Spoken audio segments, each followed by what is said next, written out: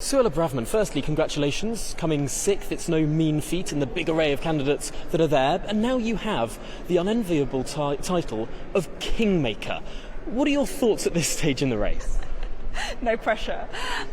Thank you for the congratulations. That's how I see it. We ran a really clear policy platform on illegal migration, on Brexit delivery, on tax cuts, on identity politics. And I have to say, I'm just so blown away by the positive response that I got personally and on my policy platform. I want to thank all of the MPs who voted for me, put their faith in me, my team of MPs who worked incredibly hard, my staff team, the party, the 1922 committee. I just feel a huge amount of gratitude and actual privilege to have just run to be Prime Minister of this country. I think that's awesome. Will you be making any decisions in the near future about who you might decide to back? There will be lots of people vying for your backing over the next few hours and days. I haven't made a decision, Tom, so I am scrutinising all of the candidates very carefully, and I'm going to apply my tests. I'm looking for a candidate who's going to take a firm line on migration, illegal migration. We have failed to stop the boats crossing the Channel, and my proposal is that we need to now leave the European Convention of Human Rights and exclude the jurisdiction of the European Court of Human Rights. Is that a red line? Well, I want a candidate who's going to come close to that, and I'm going to look for the candidate and the person who does come the closest. So that's a really big priority for me, because if we keep failing on this issue, the British people won't forgive us. Secondly, I want someone. I was the only authentic Brexiteer in the contest. I'm going to have to look for someone who comes close to my credentials. Because we need to deliver on the Brexit promises, remove regulations, make sure people feel that they are better off and that it was worth it, and that Northern Ireland still remains part of the UK. I want tax cuts, and I want a firm line on identity politics. So those are my tests that I'm going to be applying. It sounds of the remaining 5, there are 2 who are closer to your ideology, who are closer to your wing of the party, Liz Truss and Kemi Badenoch. Would you rule out the other 3? I'm not ruling anybody out, actually. I genuinely have an open mind. I'm talking to all of the candidates. I'm listening and looking at all of them. So, no, at this stage, I genuinely haven't made up my mind.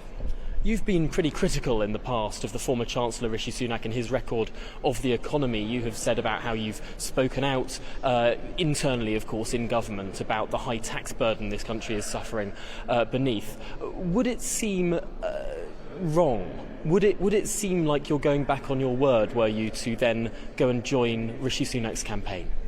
Well, I think these contests are very unpredictable. There are lots of factors at play.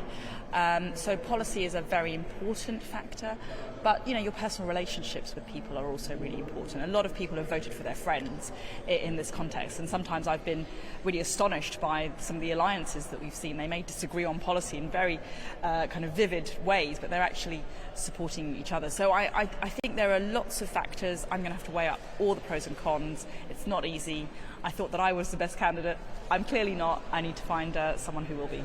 One of the big narratives emerging in this election is that the free market right, those sort of Brexity right candidates, have had a very divided vote, split between 3 candidates at the last round, whereas other wings of the party quickly coalesced around a candidate.